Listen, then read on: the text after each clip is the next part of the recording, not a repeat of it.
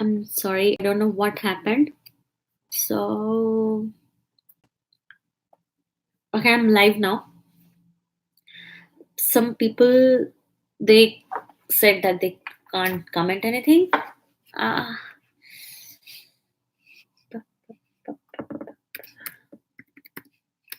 Let me see.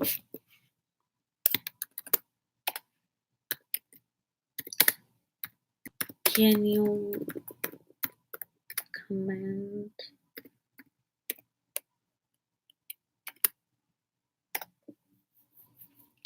Anyone shoot any comment or send a hi so that I can understand that you guys can comment now.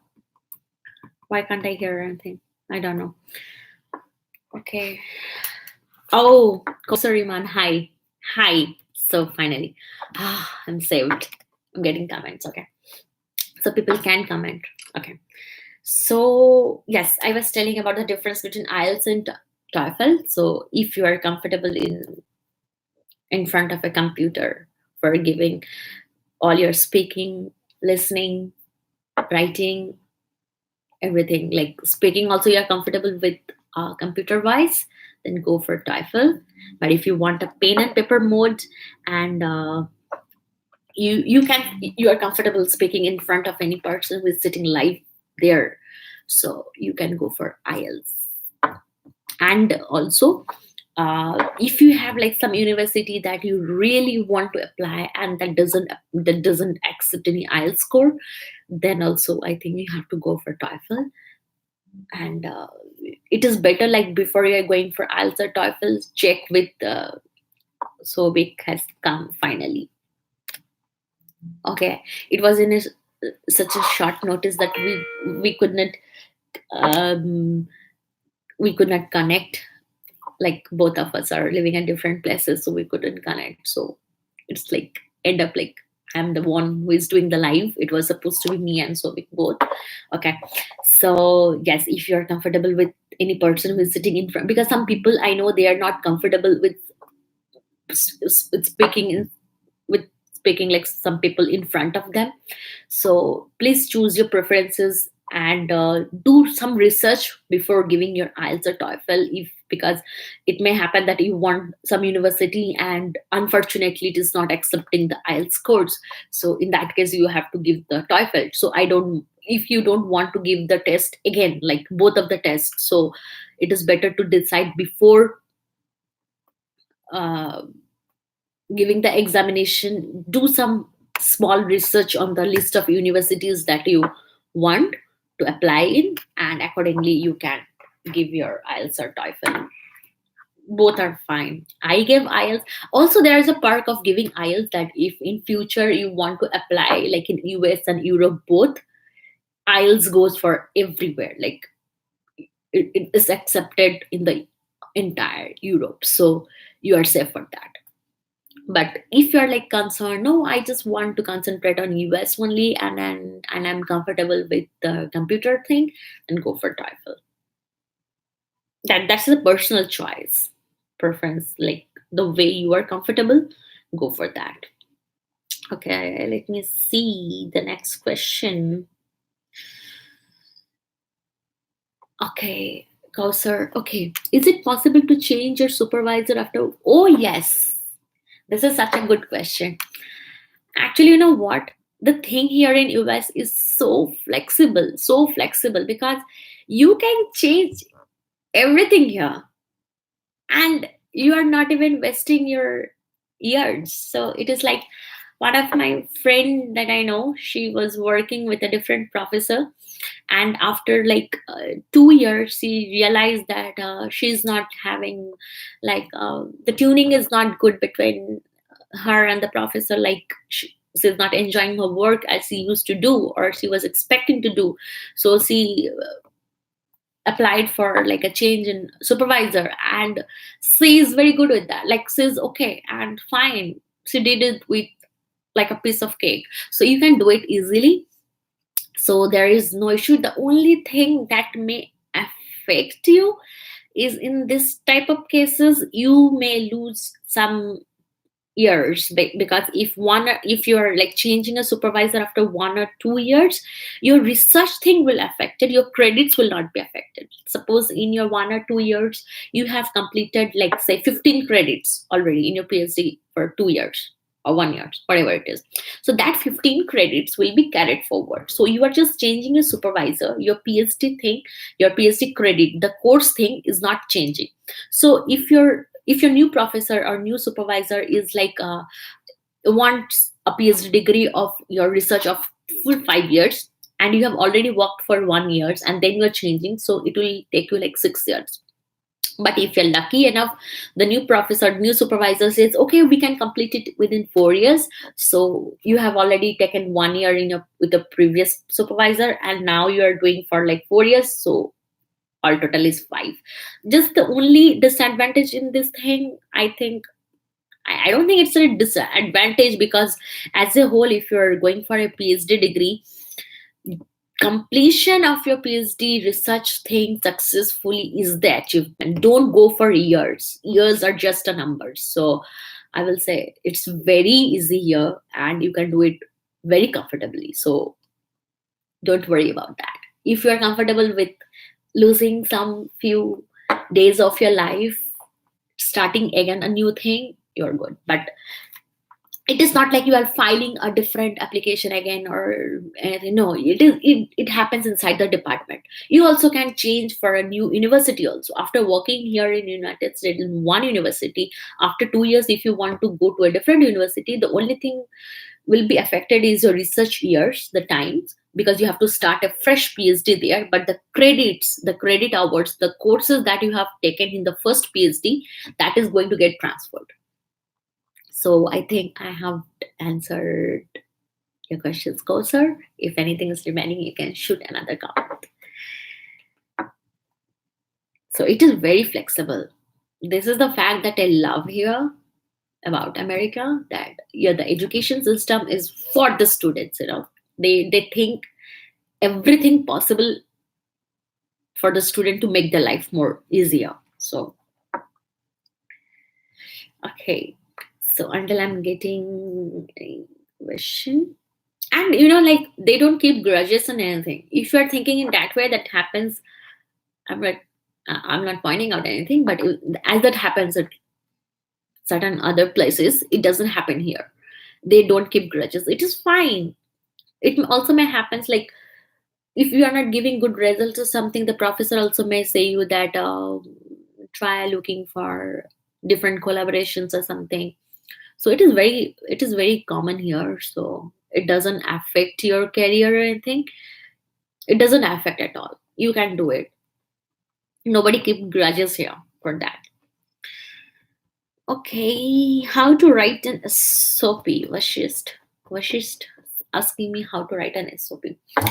SOP is like the statement of purpose. I can say you that there are different samples which are available online, but the most essential part in a SOP is you have to write it your own self. Please do not copy it from anywhere, because here you must be thinking that, oh, they get like tons of applications, so why they're going to scrutinize mine only minutely? They do.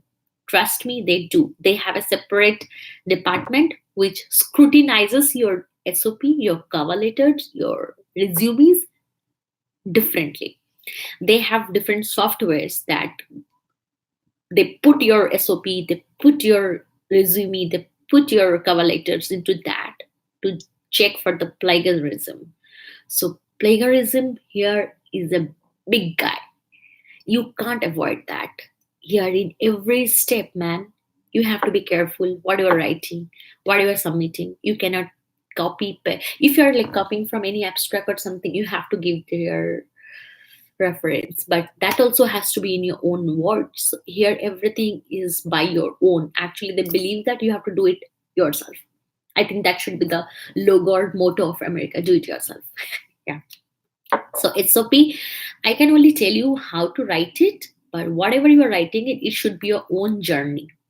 So basically you are explaining why you love this subject, how you love this subject, and what are the things that you have done with this subject. So you have to basically like drag a story from the beginning to the end, like how you've like how from your childhood, if you're interested in a different thing in a childhood, then you came and you started loving this subject after a certain age or certain educational educational degree or something. Maybe you can say like after graduation I felt, oh, I love this subject because blah blah blah, this is the advantages of the subject, or how you are going to apply this subject for a greater mass, for the society, for the upliftment, or like what I say, for the necessity of other people. So you have to basically show that why you love this subject, how this subject is going to benefit the society, and yeah, then you have to write the research experiences you have, because in PhD having research experience is very important. So you're basically trying to tell them that what you have done in your like maybe bachelor's, if you've done masters then masters. But for engineering people, it is, there is an advantage that they can go after the bachelor's. So they have to basically write what they have researched in that particular topic. So I think then you can write your SOP. And finally, in the last paragraph, you try to write something about the university you're writing a SOP. So I would suggest that edit your SOP yourself. Of course, please don't go through any software or anything. Do it yourself in a pen and paper. So for every university, I think I recommend that edit the SOP individually for each university, because every university they have their different needs. Like some university they they prefer more for research. Some university they prefer you to write more about why you love this subject, or how the subject is going to affect the society and everything. So please edit your SOP according to that. So yeah, so write a last paragraph like about why you want to join this university, what are the advantages this university is offering for your career, and also do not forget to sell yourself. I literally say this word, I mean it. Literally, you are selling yourself. So basically, you are trying to tell them what are the qualities you have that is going to be advantageous for the university. They don't give they didn't give a damn about what you are saying about them, like praising them highly. That's fine. They just want to see that you have noticed that these are the things that are being going on, the project that have been going on in the university that you love or you have been aware of. But basically, they are interested in knowing that what potential capabilities, qualities you have that is going to be advantageous for them. So basically, you are selling yourself. Like we go for any job interview, say, "Oh, I'm good in this, I'm good in that," but that should be in a very subtle manner. You should not be exaggerating yourself, like, "Oh, I can do this, I can do that." Don't write like that. Write like, this university has, for example, I will say like this university. You can say that your university has like amazing labs, amazing projects are going on, and these are the things that I have already gone through in my career, also in my experience, and I want to connect with that. I can connect with that because in my research experience, I have been trained with this kind of instrument, this kind of techniques, this kind of theories, facts, practical trainings, everything. So I can connect that I will be a good fit in the university. So basically, you are praising them and connecting that with yourself. That should be a conclusion kind of thing. Yes. And work separately for different universities with your different SOPs. Hmm. So that answers the questions for how to write a good SOP.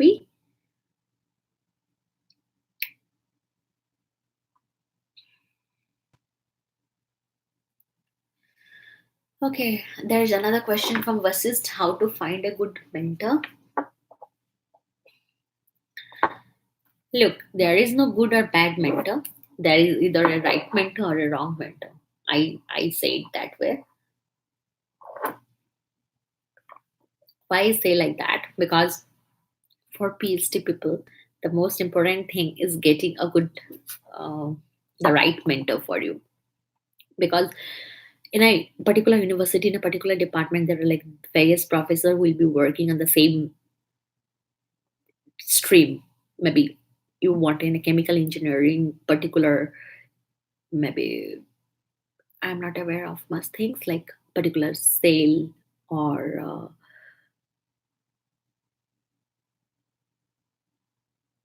people, whatever question you have right now in chat box. Yeah, yeah, please, whatever questions you have, you can write in the chat box.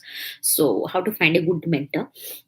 The thing, I am just reading my social media questions that people have posted me. Okay. Hello there. I am new here, but what is the topic? This topic is about the people who want to have PhD in United States. If you have any questions that how to do a PhD, or what are the questions that you have in your mind for continuing a PhD in USA, so you can shoot the questions. Uh, PhD in research institute or in a university? Research institute and university, I would say that research institutes are very high end things. Okay, Matthew, I'm not from USA, I'm from Philippines. It's fine, you can be from anywhere, but if you are interested like for PhD admissions in USA, you can shoot your questions. So okay, coming to Kausar. So which one is better research? I think, in my opinion, university is good. You know why? Because university gives you all the advantages of in working in a very educational environment.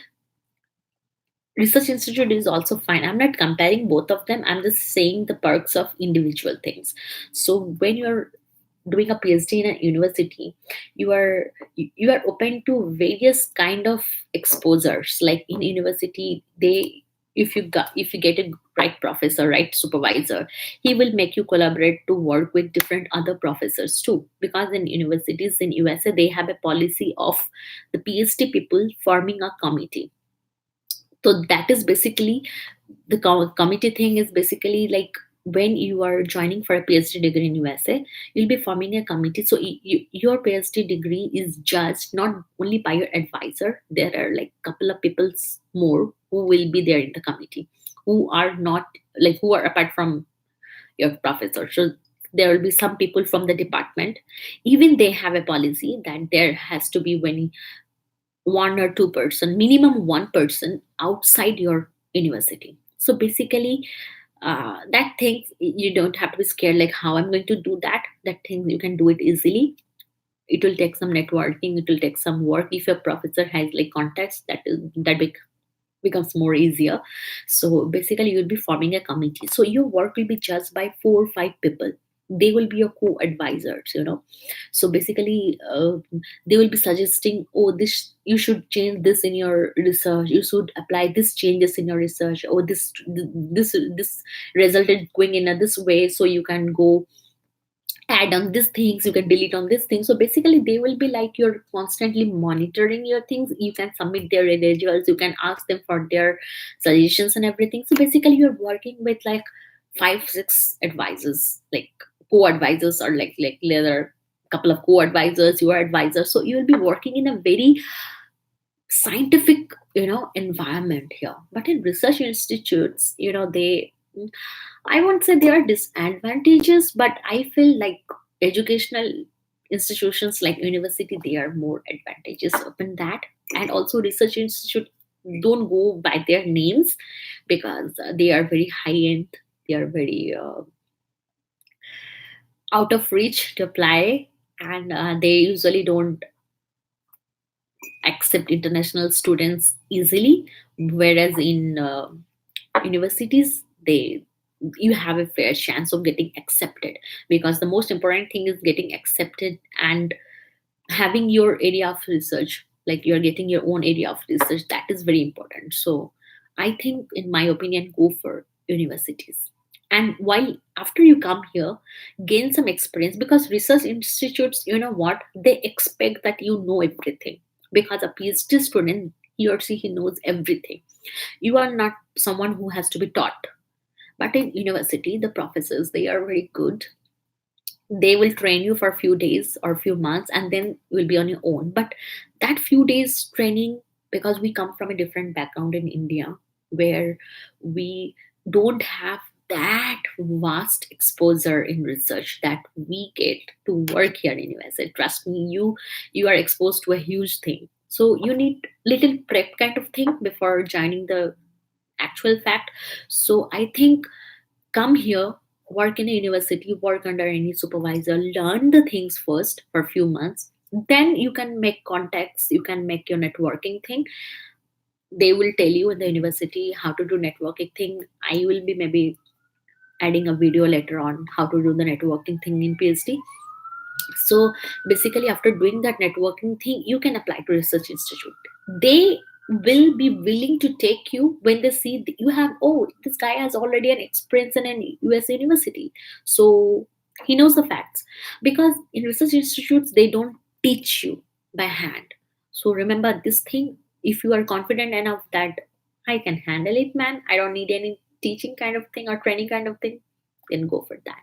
But I will suggest go for universities first when you are joining as a new student. Okay. I think also I have um, I'm able to answer your question. Yeah, you can shoot me any question if you want.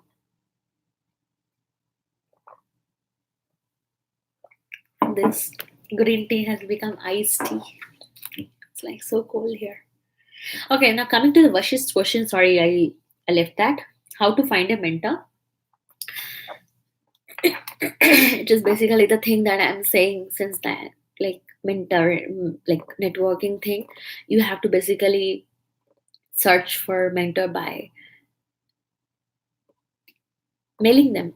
Yes, you have to do lots of mail until anyone agrees that okay, I have a vacancy in my lab, and you can apply in the normal application, and you can give my name as a reference. I'm ready to mentor you. So it is basically the thing that they should be having vacancy in their lab. They should be liking your work.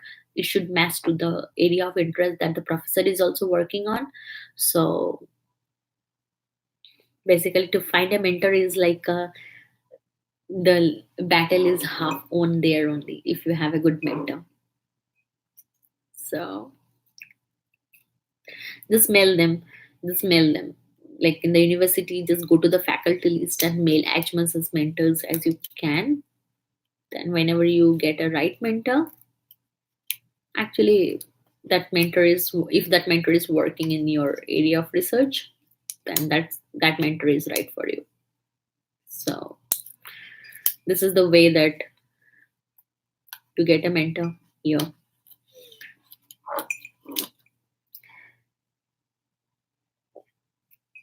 Hmm. Nobody's asking question. So let me go to the next thing.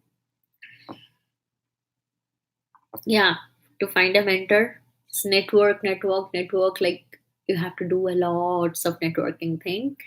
So just shoot mail. Keep mailing them. Keep mailing them. Keep mailing your professors of interest, like work of interest. That's the only thing. Okay.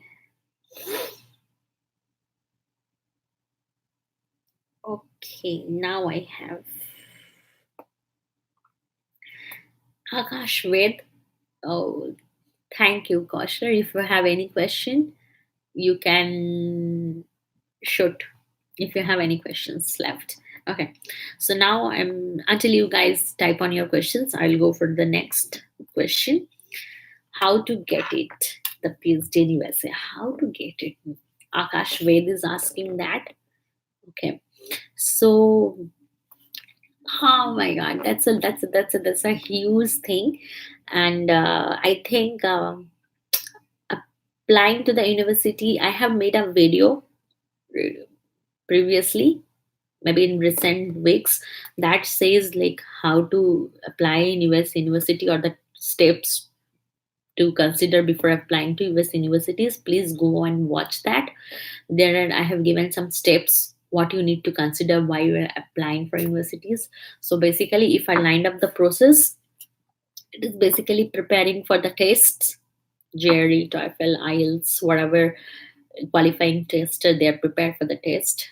Pre- like build a good application package, like all of the things that are required in application, your CV, your work experiences, your degree certificates, your research experiences, your um, SOP, your LORs, the letters of recommendations, then your research proposals.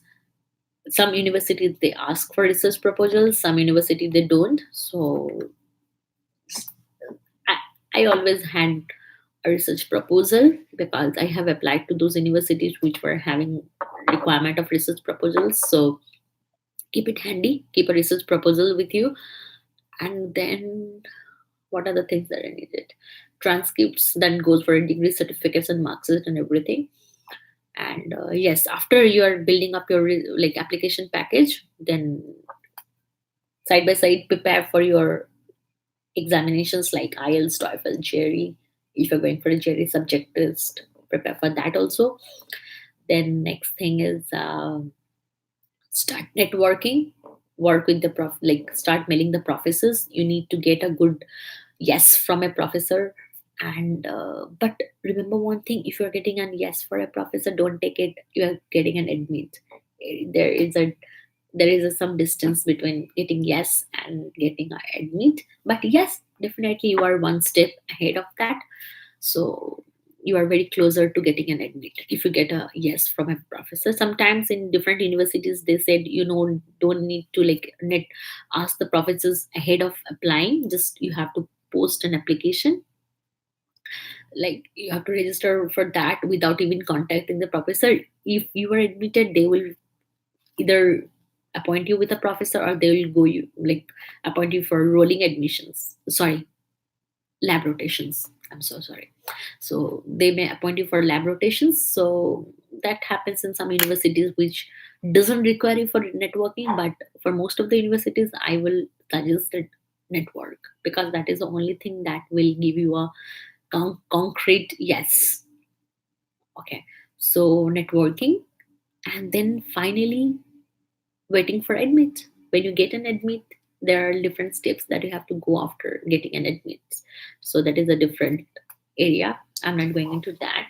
So if you guys want any other questions, you can ask me.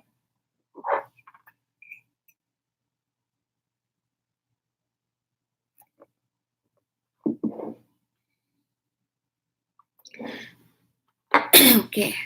Gosser asking, Gosser is asking, does the TARA starts from the beginning or it starts after rotation? I mean, whether I have to teach from beginning or after rotation. Ah, do you love to teach? I do. Okay. Actually, the thing is, in when you're applying for PhD in USA, they don't give you an admit, or I will say they don't give you a I-20 without giving you any funding options.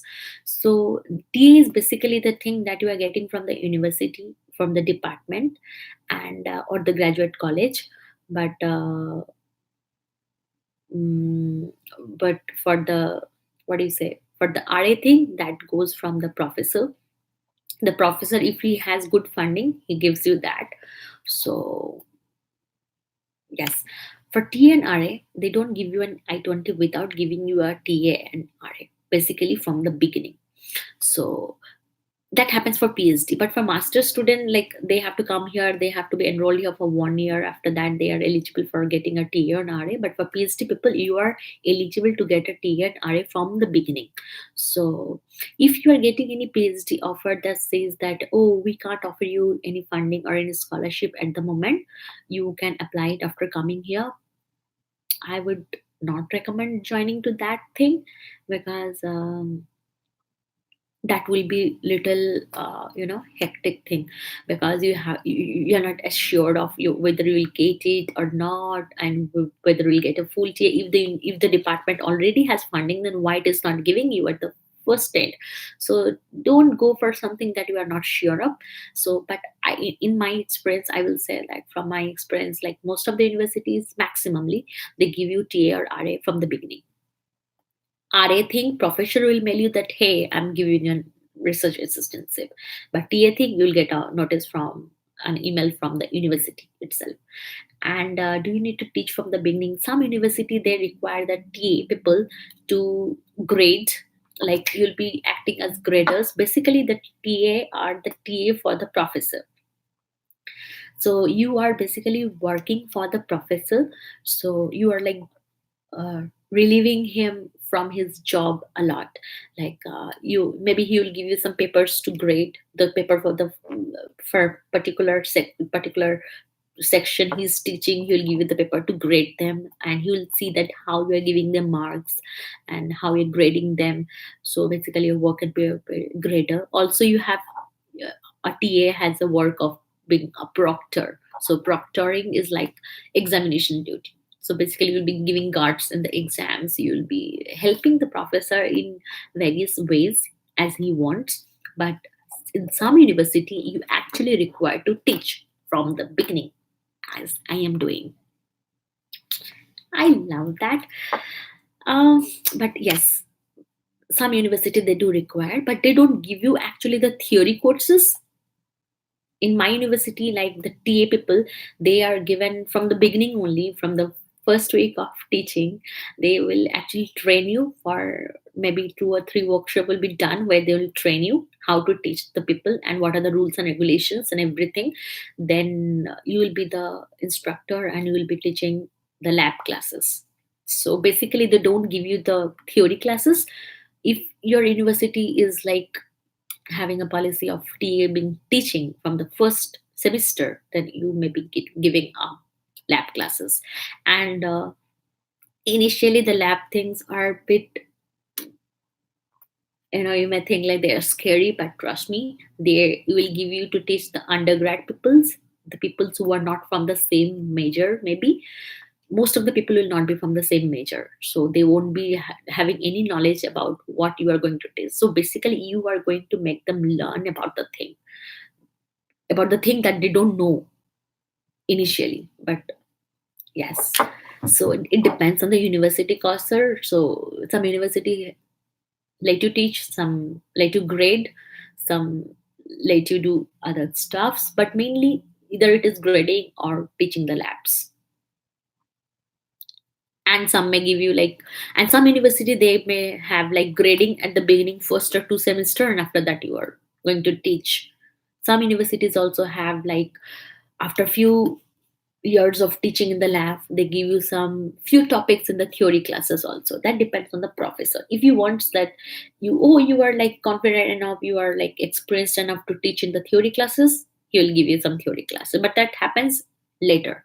But the first beginning is either grading or teaching the laboratory classes. Okay. Okay, now I got a question. For international students are eligible for GA, graduate assistantship, right? Yeah, they are. Yeah, they are. Of course. But mostly these all kind of assistantships are first offered to PhD student. Like it is like first the PhD students they fill up the gaps. If then the gap is remaining, it goes to the master students. Then it goes to the undergrad students. So it happens in like that. For graduate assistantship, it is like basically doing the office work. It is basically like being in the front desk, being in some official desk in different universities of like in the different departments of the university. If you are a if you are an RA, you are for a research assistant, you are working with that professor from the same department, right? If you are a TA, you are a TA of the department, so you'll be given any topic to teach from the whole department where you are enrolled in. But if you are a GA, that is a graduate assistant, you are going to work as an office employee in any of the department of the university. It can be in your own department, it can be in your HR department, it can be in your accounts department, it can be in your international admissions department, it can be in your dining department. Like there are lots of departments in a university, right? So for a GA, he or she can work in different departments or different sectors of the university as an office employee. And international students, they are eligible for GA, but I think GA thing, they don't give it from the beginning. You have to come here and then you can apply for GA. Makes sense. Does anyone have any other question? Because sir, am I able to solve your question about T on array? Starts after rotation. Actually, the TA thing they give you before, like along with the I-20, before, like with the admit thing. Sometimes after your acceptance letter, they will send you a mail for filling the requirements for a TA, and they will send you an admit that, oh, you have got a TA, and this is your admit. You have to sign it, and you have to send them back, and you are ready to go.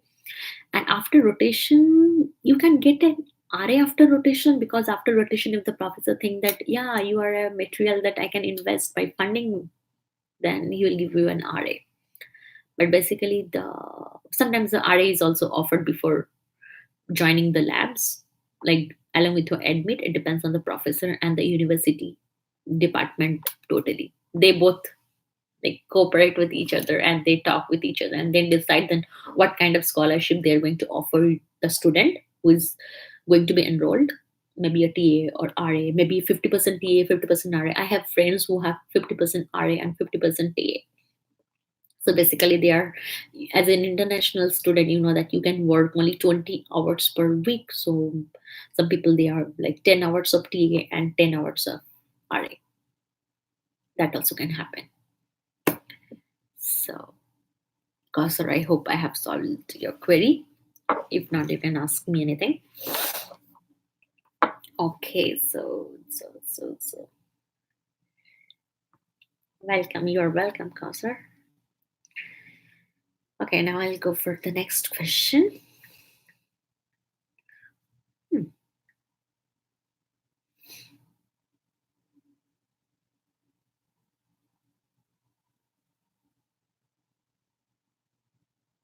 Okay, I think last question is somebody asking me how do I pay, how are my phone bills. That was an incident. I don't know. I should be saying it or not. Okay, so the thing that happened is like phone bills here are weird, really weird. So you have to be very careful on this phone plan that you're taking in here. Like if you are, what I say, if you are a person who likes to call their parents not on the social media like WhatsApp or Facebook and anything, here WhatsApp is also chargeable, man, in some networks. So it is very weird here. You have to, if you're going for a plan, then go for like a free calling to India. They're available in some few dollars, but take that, man. I have been charged like a $500 last month for WhatsApp calling. I never knew that WhatsApp is chargeable. That was a pain. But okay, does Jerry score? Okay, I have SOUVIK. I have answered your query. Okay, about GA. How does Jerry score really affect visa interview? It does. I'm so sorry to say that, but it does. Uh, Actually, it should not do, because the eligibility criteria for getting into any university is done by basically the university people who select your application, who scrutinize your applications. So they see your scores, they see your package, application package, like a resume, your SOP, your LORs, your research proposals, everything they should be seeing. But sometimes what has happened, like if you're having a very bad GRE score, I would say very low GRE score, and you have been admitted to any university, sometimes the visa people, they may ask that what is your JD score. If your JD score is very low, they may make an issue that of giving you actually they don't reject your visa, they give you a, what I say, the stay period, like administrating holding thing. So they do that so that they can just do a background check on you for maybe 2 3 days, like if the person has such a low GRE score, then how he got into this university. So they will basically be going through the documents that you have submitted, your scores and everything, your research experience, everything. They will just have a look and that basically clears off. But if your visa is getting rejected, remember, it doesn't get rejected because of your GRE score. Because if you have gotten admit, that means you have potential. That means the university has seen something that is beyond your GRE scores. So for PhD people, they don't reject the visa, but for low GRE scores, on the basis of low GRE scores, for but masters, they may do. They do. They have done that.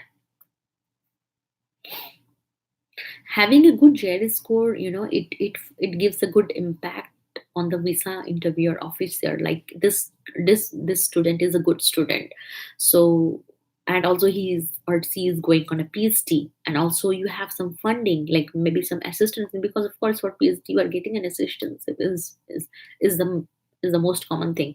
So seeing all this thing, they may keep you for a hold for a couple of weeks or a couple of days, but they won't reject your visa, at least not on the basis of GRE scores.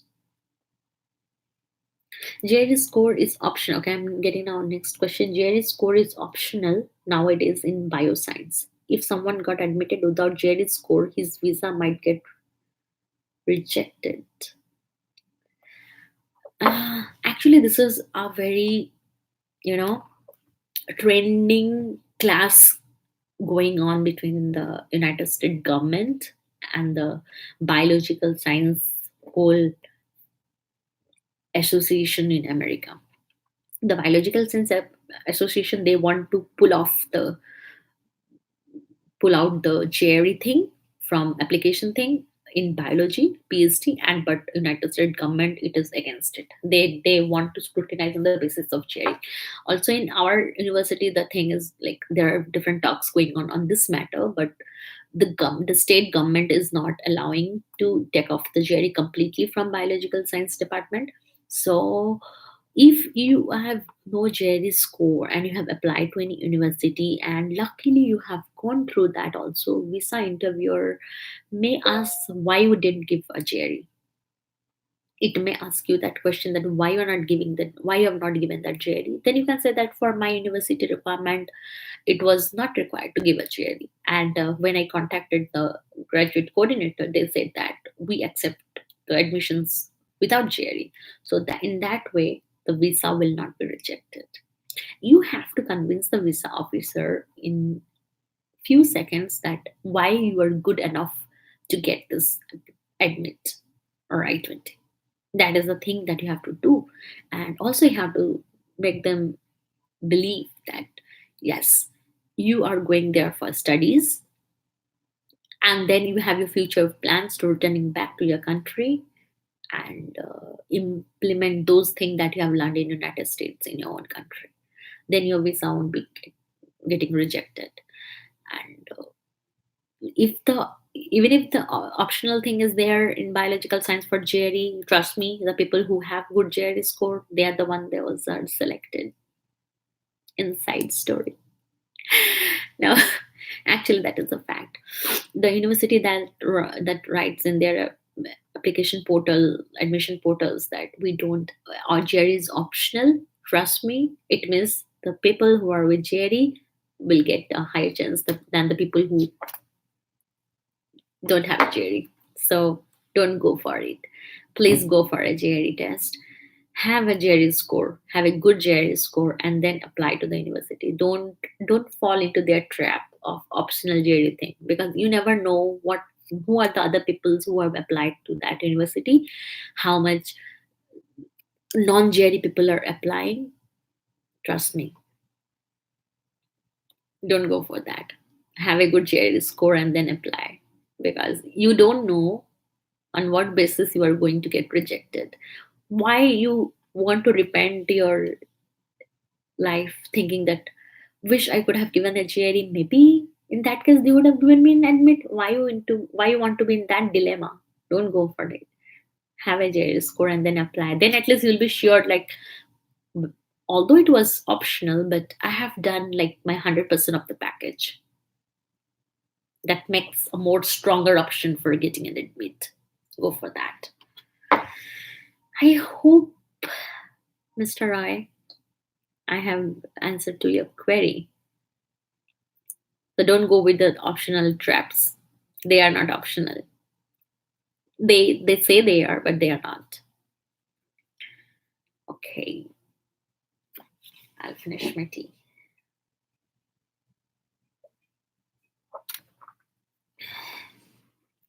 So I think if you guys have any other question, you can shoot.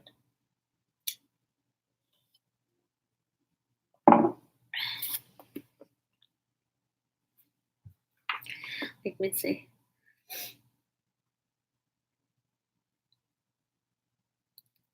For, what I feel the most important thing about a PhD applicant is getting accepted. Getting an admit is more important in such university which has your research area of interest.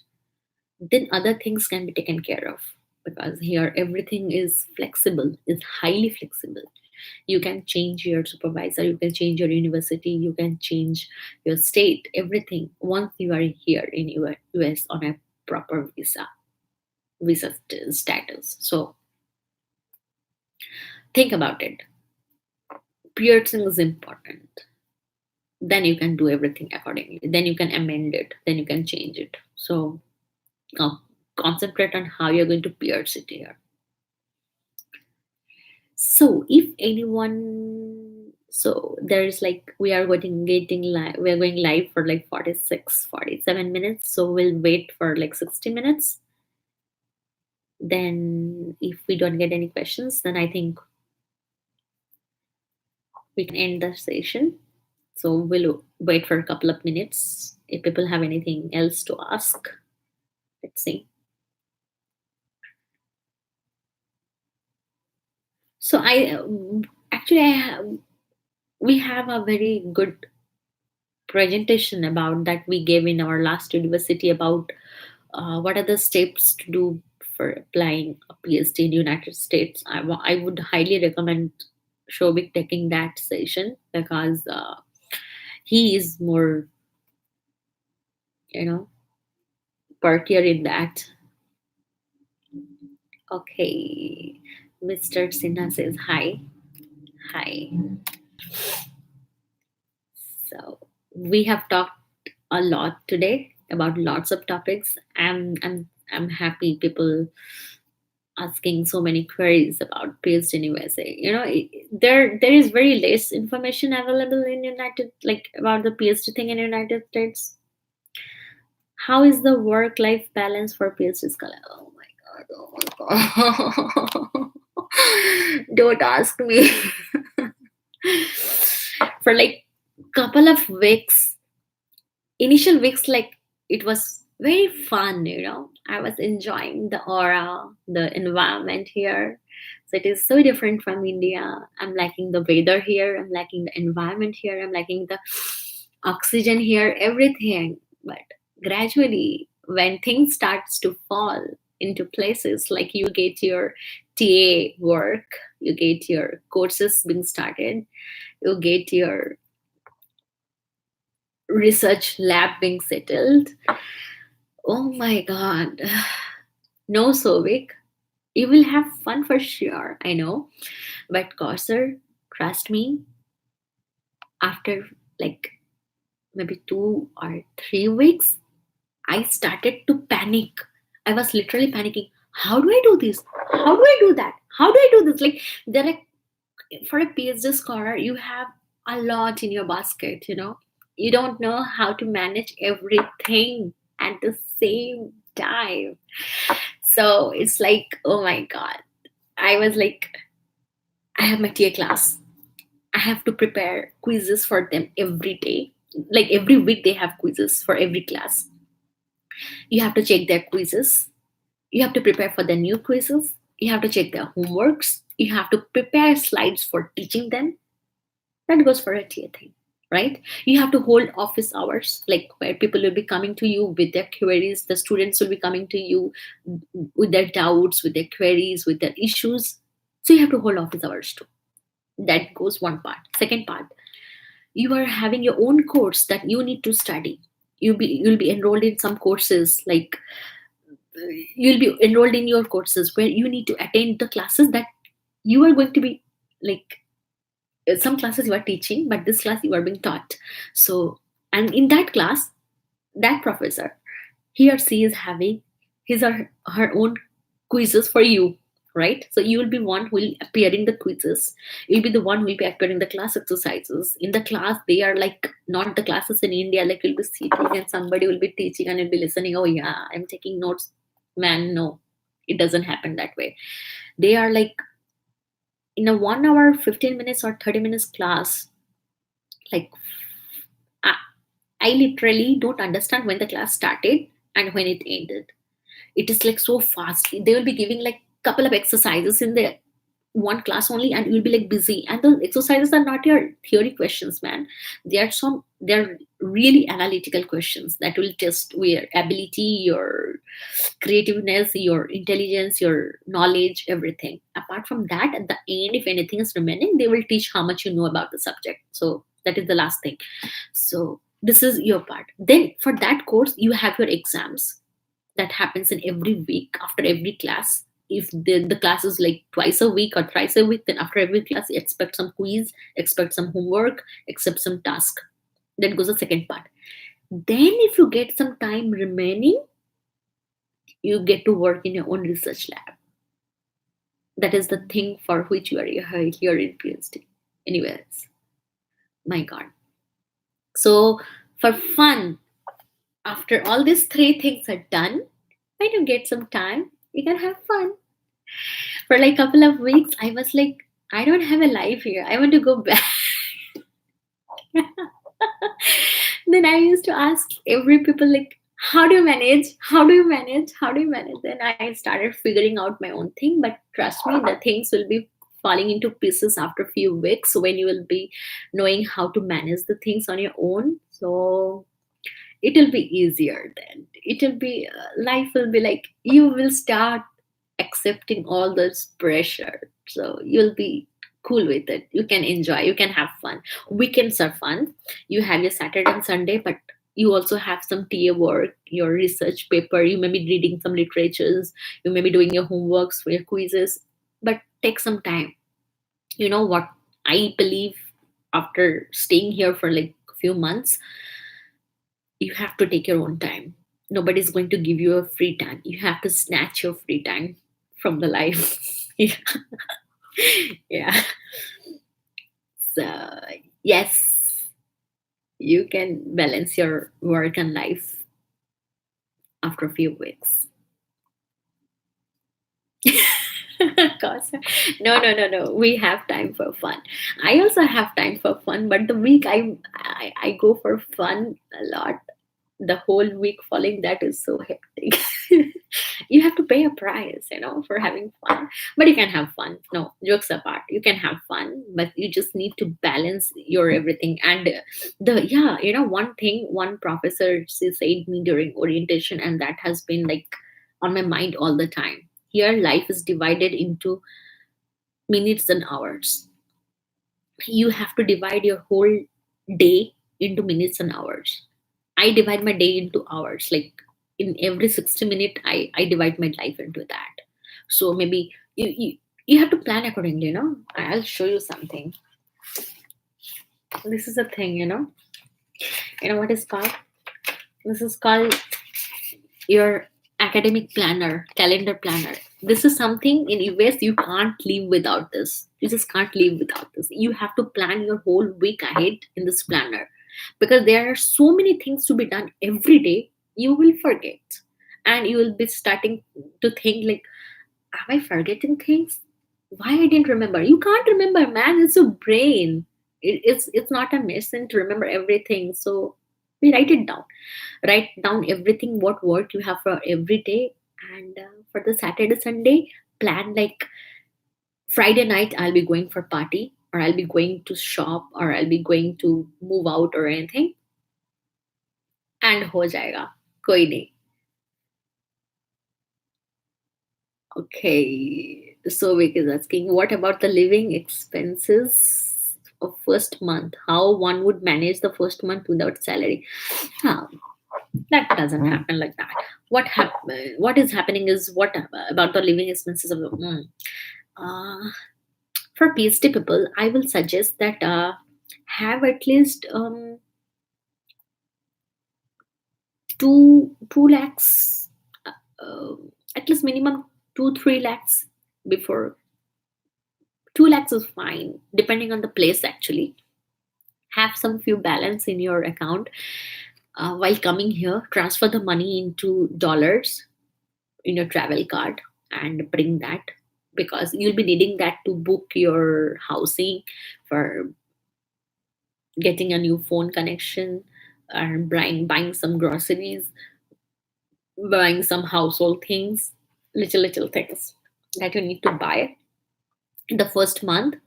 Then you need to have some money to like safely in your account, which maybe you're needing in your emergencies. Uh, so I think you first PhD people, you don't need to carry lakhs and lakhs of money while coming to US. Just carry few lakhs, like 2 3 lakhs in your account, and that will be enough. And maybe you won't be like I got what money I got from my country. Some money is still remaining there in my balance. I have not used it because they start giving you the pay from next month onwards. So basically, it is once you are registered here, because you'll come here, you'll join here. There will be orientations. There will be official registrations in person, because until you have done official registration in person, you are not 100% enrolled for or eligible for paychecks for salaries. So you have to enroll here, then you can get your paycheck the next month. For and that month will cover this month, the month you don't you reach here, you arrive here and you don't get paid, that whole money is going to come to you as a bunch of money. Arey bhai, 3 lakhs not for 1 month. It is for your safety. You will be hardly spending 1.5 lakhs or something, but rest other money will be there in your secure account in case you need it. You never know when you go broke. Yeah, I have been, I have been broke for like couple of weeks. That's funny being a TA, but that happens. That happens really, because sometimes you don't know how to manage your expenses when you live on campus and it's too expensive and you get broke. But you know what, that is the main agenda of me saying this, that you need to have a proper planning. That will take some couple of weeks. Man, you are on the soil of a different nation, you are in the soil of a different country, so they have their different rules, different way of living, different living styles, everything. You need to pull that. You need some time to pull that, really. So it will take some time to adjust and get acquainted with this new environment, but once you are done, you are set. You're set. You will feel that okay, those few weeks of panicness was like worth it. I am enjoying my life now. So you will start enjoying the pressure. Think yourself as a potato in a pressure cooker. When the potato goes in the pressure cooker for boiling, so after the potato is like boiled, it is like more tastier. You're like that, because the potato now knows how to handle the stress, the pressure cooker. That was a PJ. Okay. Uncle Sam, they are the Uncle Sams. Yeah, as Mr. Sinha said, we are the Uncle Sams. We are like lots of eggs in one basket. So multitasking is what you understand when you come here as a PhD student?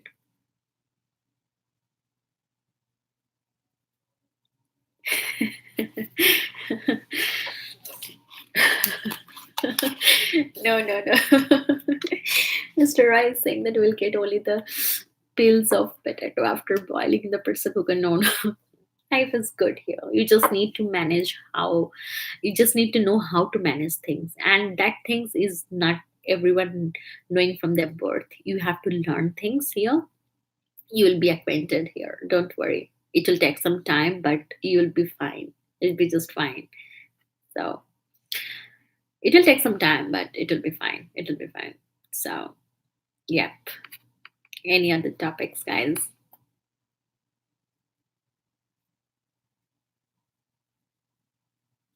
Just be prepared before coming that some few weeks are going to be crazy, but then life jingalala. Okay. So, are you guys going to ask me any other questions? It's Saturday night, right? There in India. It's Saturday morning here in Michigan. Yeah. Yeah, to answer very good questions for Kausar, yesterday I went for Walmart shopping. I was supposed to do some official work, but then my friend says, like, have some life, man. You've been working the whole week. Now on the Friday night also you want to work. Then yeah, we wait for happy hours. Then we wait for like Walmart shopping. Then it was crazy in the night.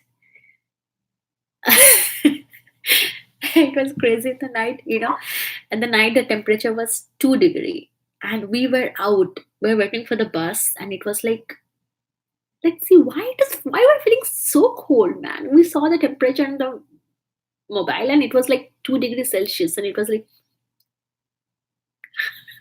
2 degrees Celsius. Oh my god! And we are moving out. Oh god! So then it was almost very late in the night, and we were feeling like super hungry. We missed our bus. Then there was the last bus, and we thought like there is some time. Let's go and eat. We just ran into a, I think Burger King or something, or Wendy something. I don't know. We ran into that. We grabbed a burger. We ate there. Then we went and catch the bus. So it is basically like, life here does not give you an option for having fun. You have to take that option for having fun. That is how you do it. If I would have stayed yesterday at home and be doing official work, maybe I could have done that. Nobody is forcing me to do anything. But I thought of doing, like, I came back home and I then did my some official work. And there's some works also remaining that I can do it in Saturday and Sunday. Maybe you can make a point like Friday night you can go out and relax a bit, prepare yourself to work for Saturday and Sunday with all your official things, or your you time, me time. You can go have a good shower, prepare some good food, go and visit some friends, hang out, chill, everything. So you can do that. It depends on how you are managing everything. It depends on you.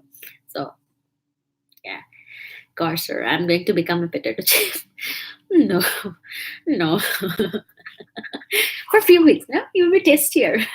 The potato, when it is cooked, it becomes more tastier, so it's fine. Okay, so we could say, please explain the off-campus work and visa. No, no, no, no, no, no. There is no off-campus option for working in PhD people. Please, oh, that's a very serious topic.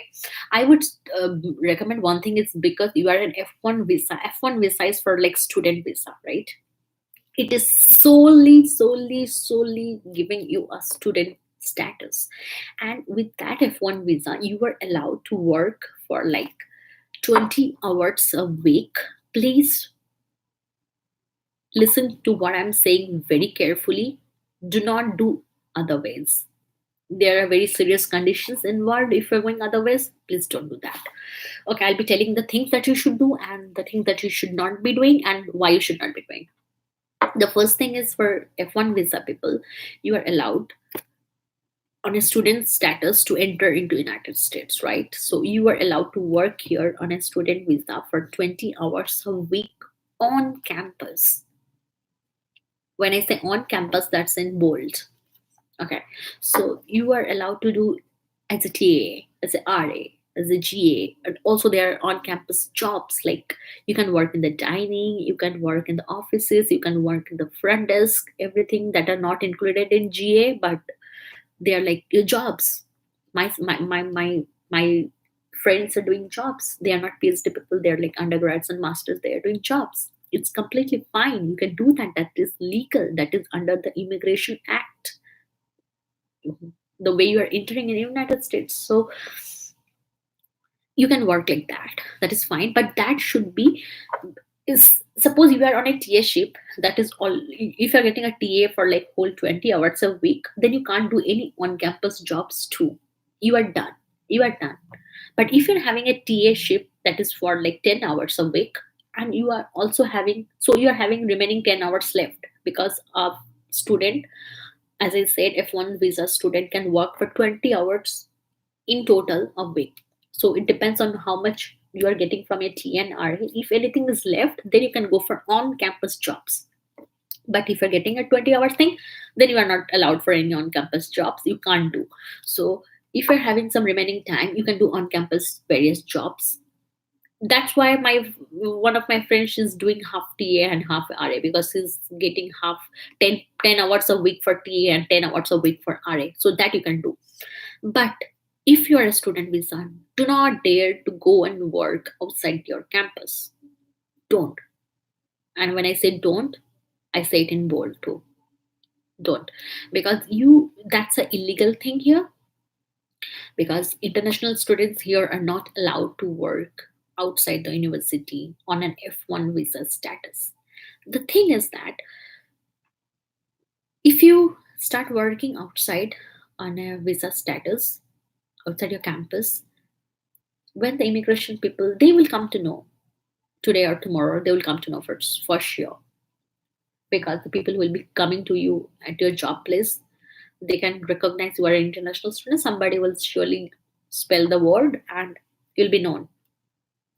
You will be thrown out of the country, man. And that doesn't stop there. You'll be banned from entering United States in next 10 years, or maybe forever.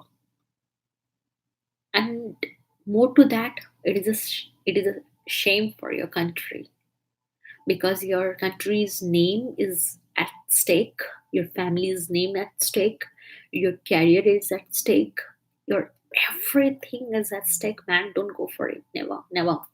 I won't suggest that. Don't go for it, because you are risking everything for like little money, extra money. You are risking everything. Don't do that. PhD people, you are getting an assistantship, you are getting a TA or RA or GA. If not that, there are lots of jobs option available on campus that you can get easily, like a piece of cake, easily. So go and join them, but don't go for any off-campus things. They are illegal here, and the consequences are ferocious. Just I can't even think of that, because it has happened recently with a guy who was studying in, I don't remember the university, but he was studying to work outside the campus in some repair shop or something. So his friend only complained. His friend only have spelled the word to the university, or the university people also, if they come to know, then you are gone, man, because university is not going to back up for you. They won't help. Anyone won't help, because it is the direct law over here that you can't do anything. Nobody can help you. Not your advisor, not your university people, not your international admission head or your their group. Nobody can help you. They won't. Actually, they won't help you. The thing is, they won't and they can't, because it is the direct state laws, the United States laws that applies here, and that is the main reason why nowadays you can see that in India, majority of the visa interviews, they are getting rejected. Why the visa applications are getting rejected? Because of this thing that has been happening in couple of years in United States by the Indian students. They are they've started to see the Indian students in different eyes. Like, why they're suspecting so much, like you may be a potential non-immigrant. So don't do that. Don't be a potential threat to your United States and to your own country. Don't do that, because what happens, when you do that, not only you yourself, your family, your country is at stake. The people who want to come for the next year, even their applications are at stake, because they will be now scrutinized in a different way, and they will the visa people, because the visa people, they get orders from United States directly. Whatever the government says them to do, they're the state people, they're the government people, they do that. So they will be ordered to reject applications like anything. So they will start rejecting applications in a bunch. So don't do that. Don't do that. Don't make everything ashamed of you. Don't do that. When you're coming to US, you are coming to the powerful country in the whole entire globe. So that's a moment of proud, that's a moment of pride, that's a moment of achievement, that is a moment of so much happiness. Why you are risking it for momentary pleasures like extra money? You have your options for getting extra money in the summer season. In the summer session, people can work up to 40 hours a week. 40 hours a week, you can work for those 4 months like double. So why you are going for these things? Don't go. Just wait for a couple of months in the summer. Mostly the people, they save a lot in the summer season. They work like anything for 40 hours. So you'll be getting a lot of money there. Just wait for a few things. It has options, but it has options legally. Don't go for that. Indians doing this from a couple of years. Yes, as Sovik is saying, that's true. And that is why the visa interviews are getting rejected like anything. Don't go for that. Don't put everyone at stake. Okay, so I think we have talked a lot. We have shared a lot of things. But do you guys have any other questions, or we should wind it up? Quick 5 minutes. We'll wait for 5 more minutes. If you guys don't have any questions, then we can wind it up. Thanks for the clarification. Yes, you're welcome. This is, this legal things before coming to United States, know the rules. Please know the rules. Please know the legal things. I want to give a disclaimer over here. I am not any immigration lawyer or anything. I am no immigration officer. I don't do those stuffs, but I am saying it from my personal experience. I am saying it personally because I don't want anyone from my country or any other place also to come here and be ashamed and go back, be thrown out like that. I don't want that to happen with anyone. So this is my suggestion.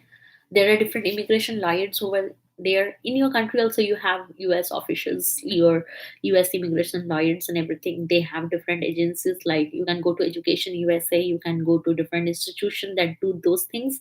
They are the official places for United studies in United States. Go there and talk to them about the immigration law thing and get it sorted. Yes, but don't do that.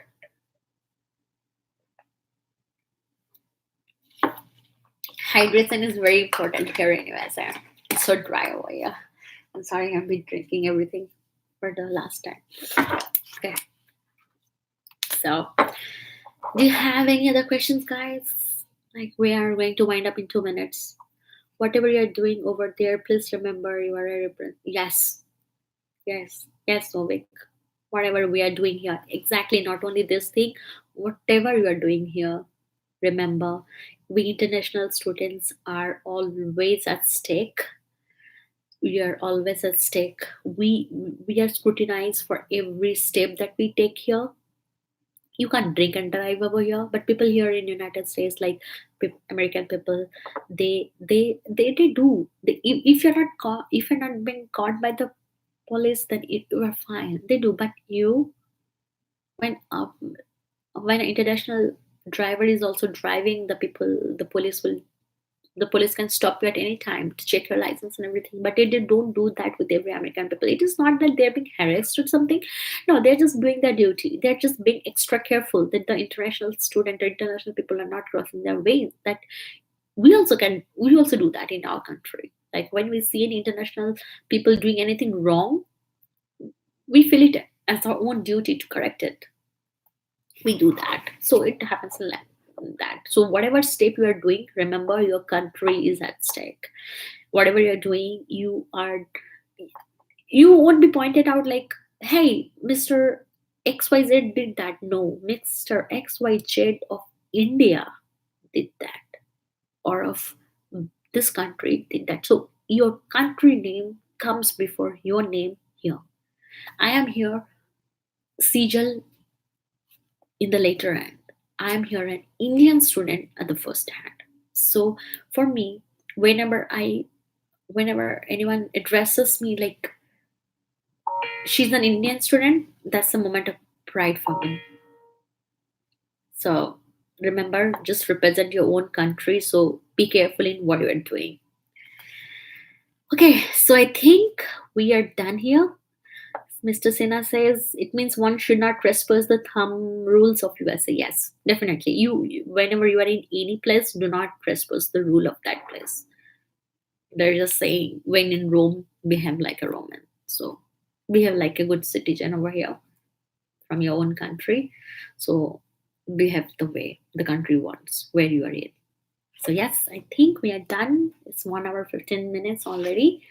So thank you guys, everyone, for coming to the live session, giving me some amazing questions. I really enjoyed talking to you guys, and if I have like been able to solve few of your queries also, then please subscribe to the Perky Amigos channel, and we will continue making such sessions and videos that will be relevant to your PhD life in USA. See you in our next video. Till then, tata. Have a nice day. Tata. God bless you all.